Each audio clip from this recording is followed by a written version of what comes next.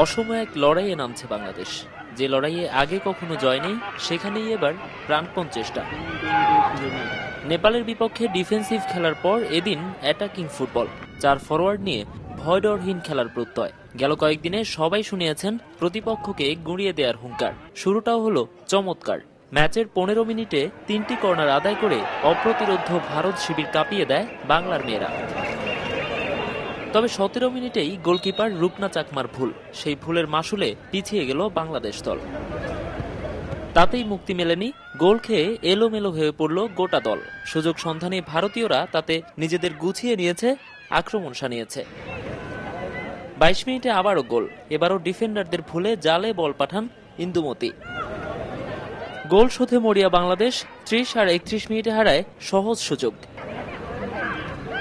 তবে সুযোগ হারায়নি ভারতীয়রা। 37 মিনিটে 1-1 পাসে আরও একটি গোল আদায় করেন ইন্দুমতি। প্রথমার্ধেই ম্যাচের অনেকটা পরিসমাপ্তি।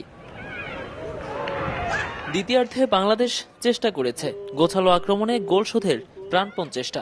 মার্জিয়া, মৌসুমী, নীলাদের নামিয়ে আক্রমণের ধার বাড়ানোর চেষ্টাও হয়েছে। তাতে ফল তো আসেইনি, উল্টো অতিরিক্ত সময়ে মনীষার গোলে আসরে নিজেদের সবচেয়ে বড় হার নিয়ে মাঠ ছাড়তে হয় ছোটন শিষ্যদেরকে।